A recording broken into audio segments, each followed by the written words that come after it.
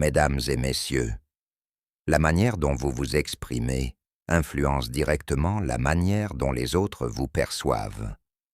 Un même message peut paraître brusque ou inspirer naturellement du respect. Aujourd'hui, je vous propose d'élever votre niveau de langage pour communiquer avec plus de tact, plus d'élégance et surtout plus d'impact. Faire une demande à ses parents et l'obtenir. Dans la vie quotidienne, ne dites plus « donne-moi de l'argent », dites plutôt « papa, maman, pourrais-tu me donner un peu d'argent, s'il te plaît ?» Ne dites plus « je veux sortir avec mes amis ce soir ».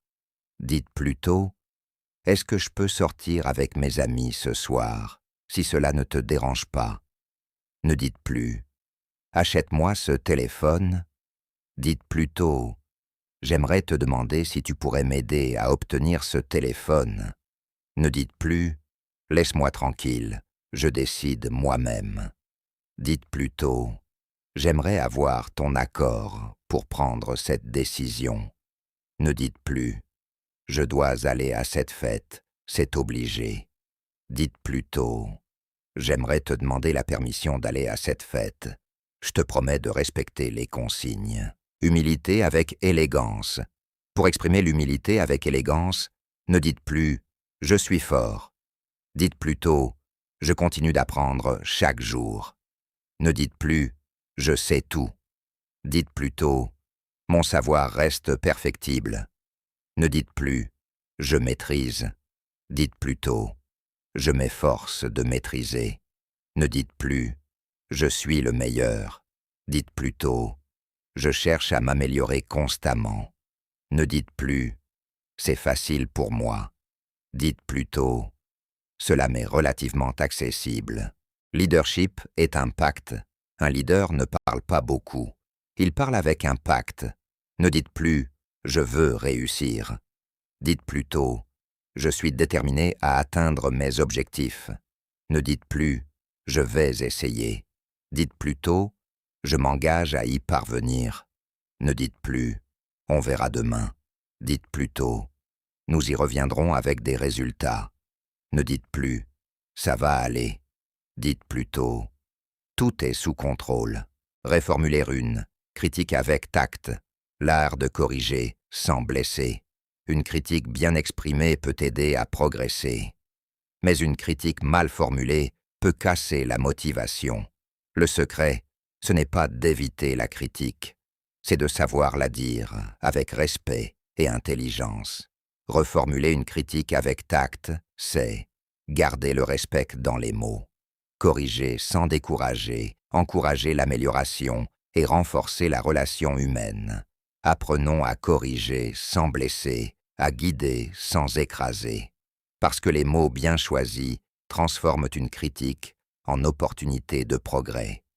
Dans un cadre professionnel, ne dites plus « ce travail est mauvais ». Dites plutôt « ce travail pourrait être amélioré ».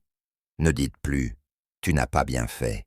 Dites plutôt « une meilleure approche serait envisageable ». Ne dites plus « c'est mal expliqué ». Dites plutôt « cela gagnerait en clarté ». Ne dites plus « c'est confus ». Dites plutôt « l'ensemble manque de lisibilité ».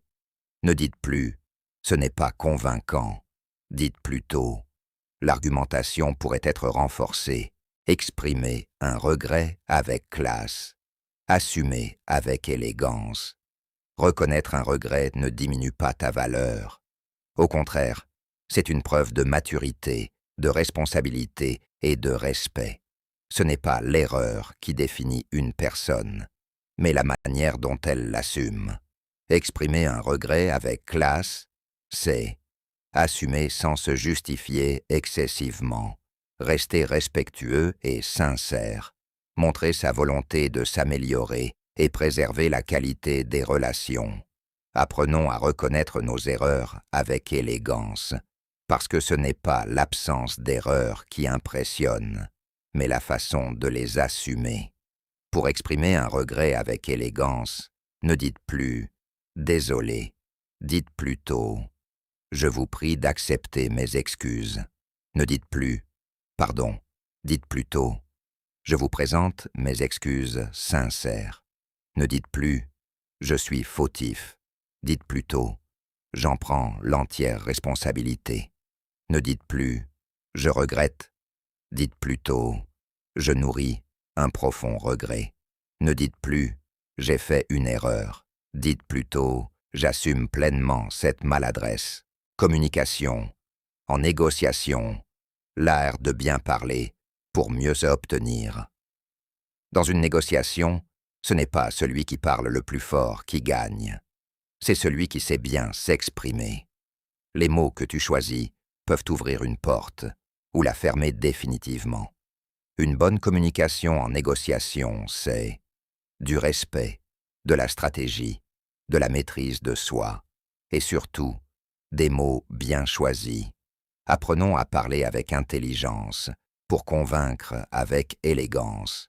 Parce qu'en négociation, ta façon de parler vaut parfois plus que ton offre. En situation de négociation, ne dites plus « c'est trop cher ».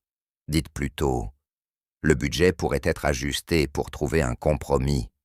Ne dites plus « je veux ça maintenant ». Dites plutôt « un délai raisonnable pourrait améliorer la qualité du résultat ». Ne dites plus « accepte ou part ». Dites plutôt « nous pouvons trouver un terrain d'entente équilibré ». Ne dites plus « je ne change pas d'avis ». Dites plutôt « je reste ouvert à une proposition mieux argumentée ». Ne dites plus « donne-moi plus ». Dites plutôt « une amélioration progressive serait appréciée ». Pronoms relatifs. Pour un langage plus fluide, ne dites plus « la personne que je parle ». Dites plutôt « la personne à qui je parle ». Ne dites plus « le livre que j'ai besoin ». Dites plutôt « le livre dont j'ai besoin ». Ne dites plus « l'homme que je pense ». Dites plutôt « l'homme auquel je pense ». Ne dites plus « la chose que je me souviens ». Dites plutôt « la chose dont je me souviens ». Ne dites plus « la fille que je donne le livre ». Dites plutôt « la fille à qui je donne le livre ». Rappelez-vous, à qui, auquel, à laquelle s'utilisent avec des verbes construits avec « à », comme parler à, penser à, donner à, et « dont » remplace « de », comme dans avoir besoin de ou se souvenir de. Par exemple, l'ami à qui je fais confiance est fidèle. Voici le projet dont je suis fier. La ville à laquelle je pense est magnifique. Au fond, ce ne sont pas seulement vos idées qui comptent, mais la manière dont vous les exprimez. Les mots que vous choisissez définissent votre image. Alors élevez votre langage et vous élèverez naturellement votre impact. Si vous souhaitez améliorer votre manière de vous exprimer et continuer à progresser, je vous invite à vous abonner à cette chaîne. N'hésitez pas également à laisser un commentaire et à liker cette vidéo. Votre retour est précieux.